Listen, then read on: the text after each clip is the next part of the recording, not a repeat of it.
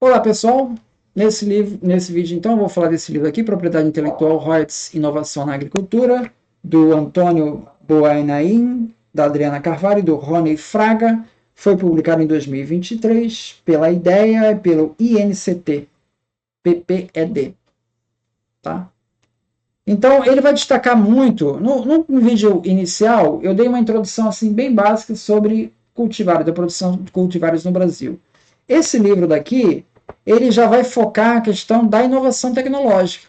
Então, ele vai destacar bastante, várias vezes, a importância da propriedade intelectual para a proteção dessas criações, desses cultivares, que isso é fundamental para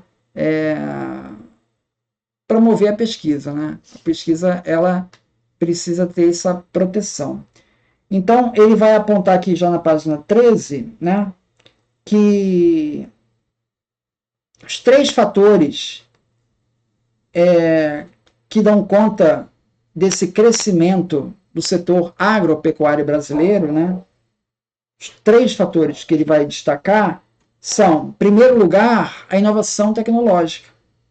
Inovação tecnológica é de longe o principal responsável, do setor agro brasileiro, né? O aumento da produtividade média da agropecuária foi de 2,7% nos últimos 30 anos, enquanto a média mundial foi de 1,6%. Tá? E aí destaque para a criação da Embrapa, criada em 1973. Tá?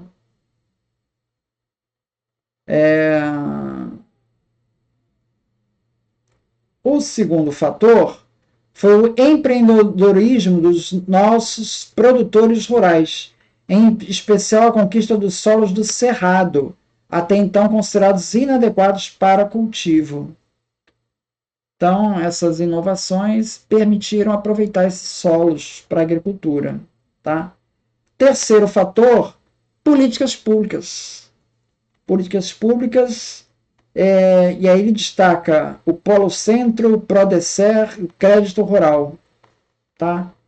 E mais recentemente, programas que impulsionaram a mecanização, a produtividade e a sustentabilidade competitiva do setor. Tá? Responsáveis pelos saltos de produtividade. Então, tem três fatores aí: inovação tecnológica, empreendedorismo, a conquista do Cerrado, né? E o terceiro, políticas públicas. Foram fatores fundamentais. Isso aqui está no prefácio aqui do Roberto Rodrigues. Ele chama atenção para isso daí, para essas características.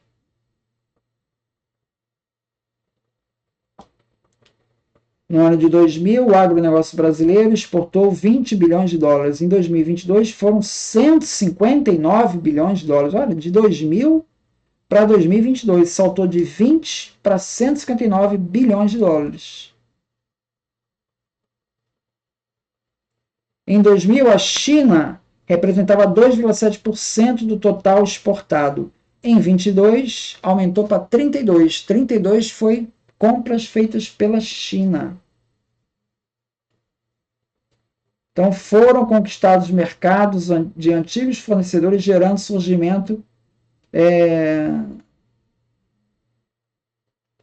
dessa participação aí brasileira, né? Expressiva, diga-se de passagem, né?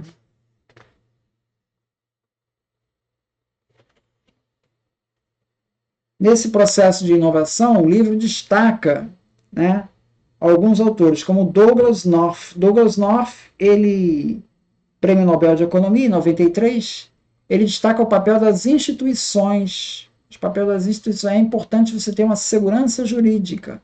E as instituições vão ter um papel importante nisso. Ele diz assim: a função principal das instituições de uma sociedade é reduzir a incerteza, estabelecendo uma estrutura estável, não necessariamente eficiente, da interação humana. A estabilidade das instituições de nenhum modo contradiz o efeito de que elas estejam em mudança permanente, a partir de acordos, códigos de conduta, normas, passando por leis, direito escrito, contratos. As instituições se encontram evoluindo e geralmente mudam de maneira incremental e não em um modo descontínuo.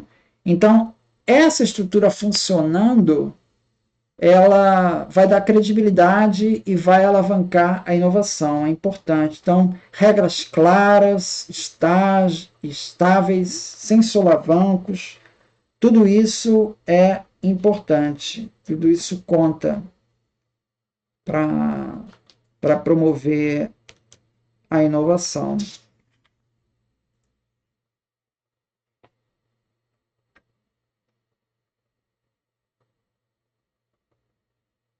Sistema de propriedade intelectual é um importante instrumento da economia globalizada e da sociedade de conhecimento.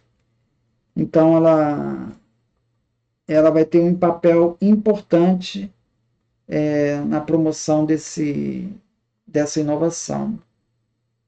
Esse livro tem como objetivo apresentar de forma simples as relações entre proteção, inovação e desenvolvimento da agricultura brasileira no período recente, 1990 a 2022, no qual o Brasil passou de importador agropecuário, há 4 décadas atrás, a um dos líderes do agronegócio global, responsável pela alimentação de 1 bilhão de pessoas no mundo. Tá? Esse livro teve origem em um parecer econômico preparado pelos autores a pedido da CropLife Brasil, CBL.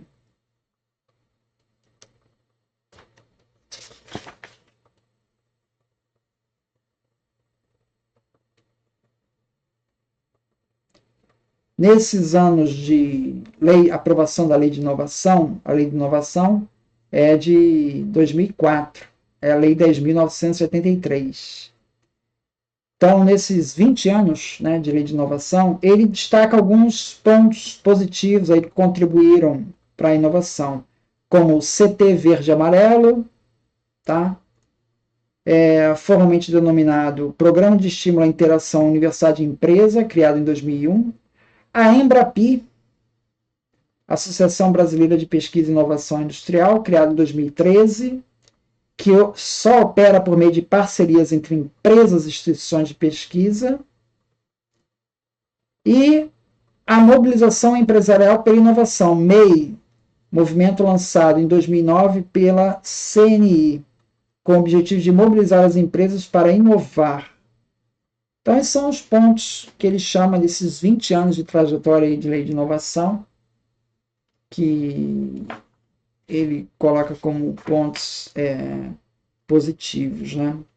Então ele fala desse verdadeiro salto de qualidade que teve a agricultura brasileira, né? Se você compara com os anos 50, por exemplo. Então, a partir dos anos 70, a agricultura brasileira deu um salto quantitativo, que colocou o país como um dos principais protagonistas do agronegócio. A situação de 2020 já indicava Brasil, maior produtor mundial de soja, de café, de suco de laranja, de açúcar. No caso de carne de frango, é o terceiro maior produtor mundial, e carne bovina, segundo maior produtor mundial. Então, um salto qualitativo aí que você observa, né?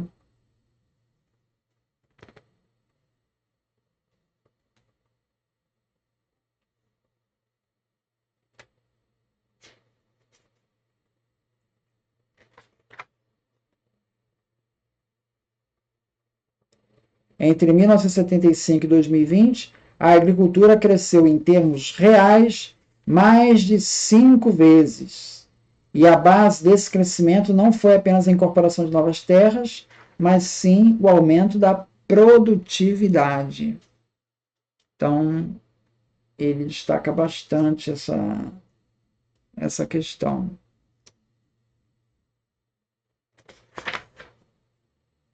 Na página 31, sobre essa questão da inovação, né, ele vai falar assim: a criação de um ambiente institucional favorável ao desenvolvimento de uma agricultura científica, com o fortalecimento dos sistemas de proteção à propriedade intelectual, estimulou os investimentos na área da bioquímica e genética, que se materializaram em inovações tecnológicas de produtos e processos em fertilizantes, sementes e inseticidas em geral. No agronegócio, o exemplo mais marcante introduzido pela engenharia genética foi a resistência a insetos, utilizando o gene que codifica a toxina Bacillus thuringiensis, BT, Outra característica inserida na semente do milho e soja foi a tolerância ao herbicida glifosato, criando as cultivares denominados de Roundup Ready, RR, né? Que se difundiram rapidamente nos principais países produtores e demonstraram altamente eficientes no controle de plantas daninhas.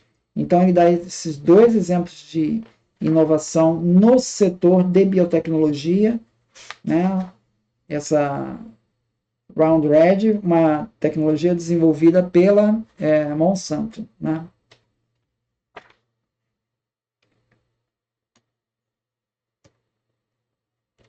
No caso do Brasil, temos tecnologias aí desenvolvidas, como, por exemplo, o feijão transgênico, né?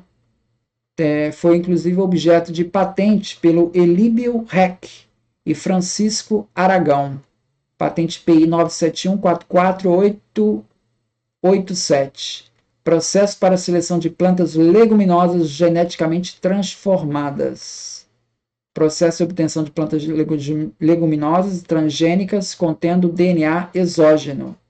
Então, refere-se a um processo para a produção de plantas leguminosas transgênicas contendo DNA exógeno, compreendendo as etapas de introdução dos genes exógenos em células de meristema apical de eixos embrionários de plantas leguminosas através do método de biobalística.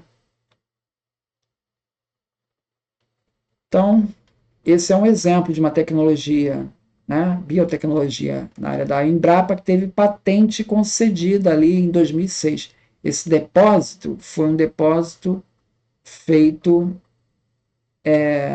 em 97. Um PCT, foi um PCT.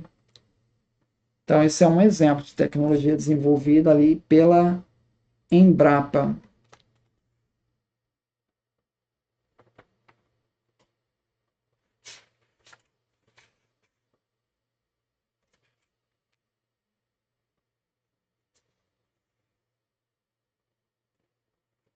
Aqui ele fala de um outro autor, né? Ferrari 2018. Vou ver aqui o nome completo. Ferrari 2018. Ele diz assim: as patentes biotecnológicas têm sido cruciais para assegurar a captura dos benefícios econômicos provenientes do desenvolvimento e da comercialização de organismos geneticamente modificados. Foram criados dessa forma mecanismos legais de apropriabilidade que fundamentaram um novo negócio tecnológico que possibilitou empresas de distintos setores ingressarem no mercado tradicional da indústria de sementes.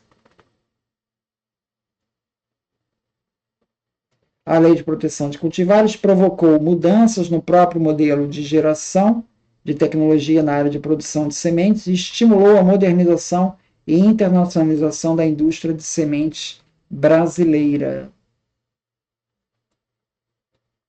Aqui uma coisa que eu chamei a atenção, que a partir das mudanças institucionais introduzidas pela Lei de Proteção de Cultivares, LPC, e a Lei de Propriedade Industrial, LPI, cresceu a participação de empresas multinacionais na produção de sementes.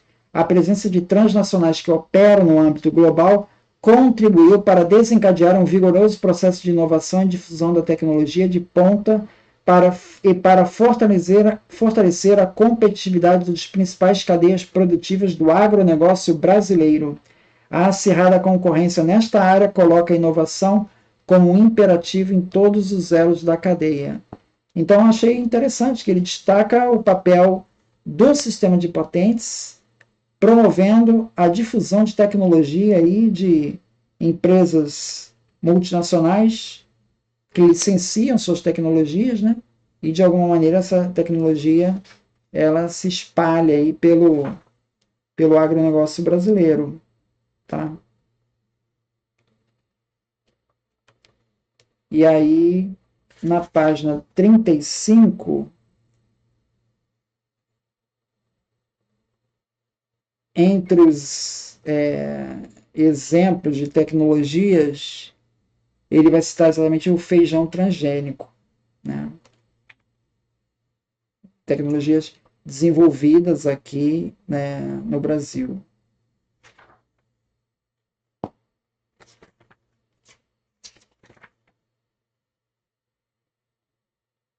De acordo com a Embrapa 2022, em 2008, as cultivares transgênicas de milho foram liberadas para comercialização.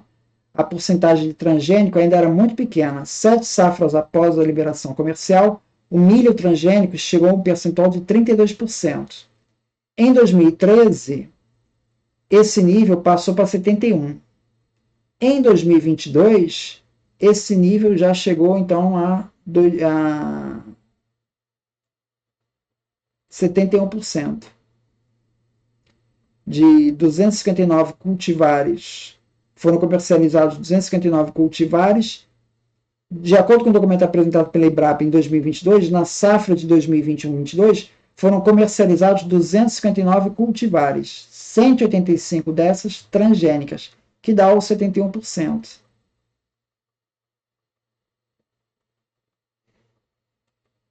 Tá? E ali,